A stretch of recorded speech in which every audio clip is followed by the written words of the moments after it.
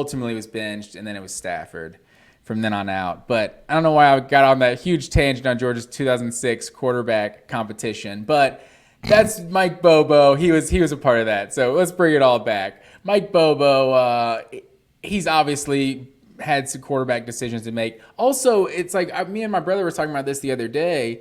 Like, if you really think about it, like Aaron Murray's the all-time leader in passing in SEC history. Like, that's a guy under Mike Bobo. While that is a five-star quote-unquote prospect, like Aaron Murray's a guy who never even almost played in the NFL. You know what I mean? Like, he was maybe a third-round pick, fourth-round pick. Like, I want to say McCarron, he was around the same spot as McCarron. I want to say McCarron went like one pick in front of him. It was like third or fourth. I think he was fifth. You could be right, but it's like I don't even know if he made the roster as a rookie, and he was like out of the league. I mean, he was a Chief for a while. But I don't even know if he. Yeah, he was drafted in the fifth round by the Chiefs. Yeah, I was right. He was fifth round. But how many years is he actually in the NFL? Do you know? Do you have? It looks 2 years.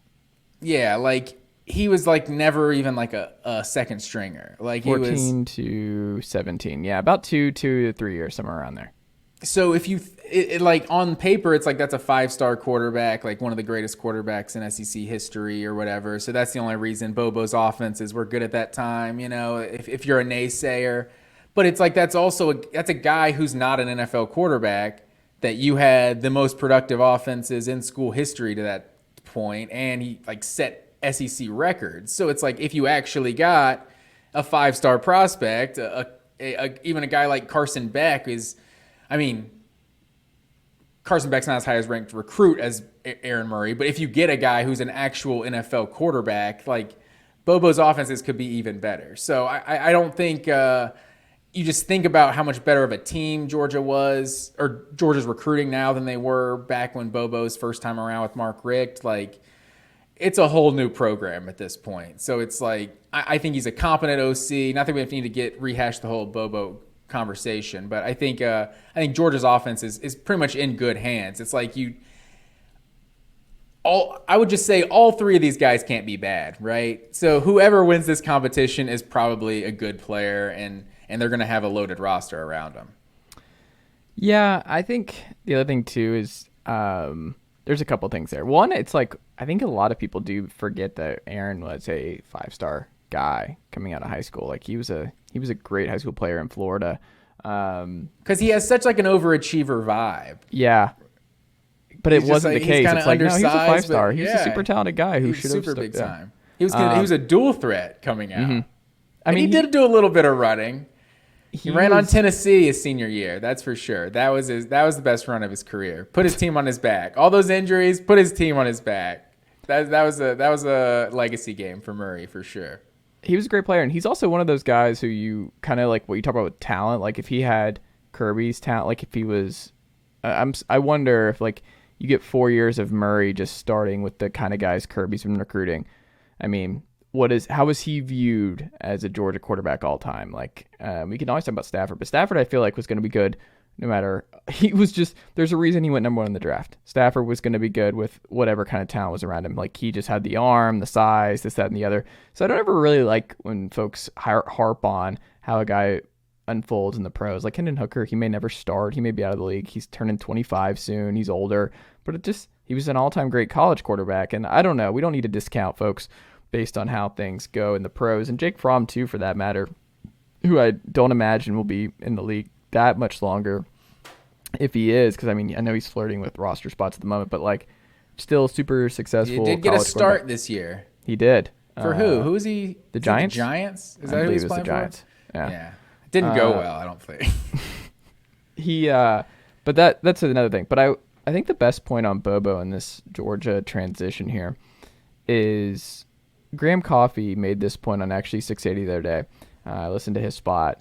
And from the program, Graham Coffey, go check out Dog Central if you have not already. And he said basically like, when talking about Bobo, he's going to be, like the offense is going to look mostly the same, or like the calls, should be the same. Like it's not broken. It's like the Kirby offense. So it's like, it's not broken. He's not going to revitalize. He's not going to go back to what it was 12 years ago. That's not going to happen for Georgia. But the thing that separated Monken over the last 2 years was that Monken press the right buttons all the time. Like whenever he needed to press the right button offensively, he pressed the right button. That's what made him an exceptional play caller with these guys, with this talent, is like, yes, Bobo will have better talent than he had 10 years ago, but the reason Georgia fans were still pretty annoyed was like him pressing the right buttons. And Todd Monken was somebody who you never had to worry about the last 2 years. Never had any doubt as a Georgia fan that he was going to press the right buttons with Stetson, and whether Stetson, JT, whoever, Georgia fans had absolute trust that this guy, he just always clicked the right buttons. And I thought that was a really interesting way of looking at it, is like, that's the difference. It's not so much what the offense looks like or how successful it is. It's like, hey, Todd Monken was extremely efficient and extremely gifted at knowing when to call the right thing and when to call that. And Bobo just to this point has not shown that. And that's where the drop off might be. And what happens in an Ohio State college football playoff game if he's 85% what Monken was and pushing the right buttons? That might result in a loss earlier. So that's the biggest thing. I thought that was interesting. No, and that's definitely a valid point. And that's why people get hung up on this guy's style. Like, what kind of style? Oh, he's a pro style guy. You know, it's like you can have all kinds of philosophies or styles, but it comes down to, are you good? Are you a good play caller? And it's a hard thing to measure, but it's like, you know it when you see it type of thing. But yeah, I mean, that's what separates Todd Monken for sure. But I think Bobo's good in his own right. But going back a couple points that you made, like in terms of like, we do kind of judge guys' NFL careers kind of overlap, like what we think of them in college. But like Aaron Murray is without a doubt a better college football player than Matthew Stafford. You know, it's like, it's not like what he did in college was better, but obviously there's a lot that goes into it. Your supporting cast, and like Bobo is like in his second year as an OC with Stafford as a starter, but with Aaron Murray, it's like, you know, he had been seasoned a little at that point. So and Georgia had maybe a better roster around him with Aaron Murray. So a lot goes into it. But yeah, I mean, I think ultimately, I think Georgia this year, I don't know what point we were making, but I think this year, the quarterback position, I think you got to trust that whoever wins out is, and I think it's going to be Carson Beck.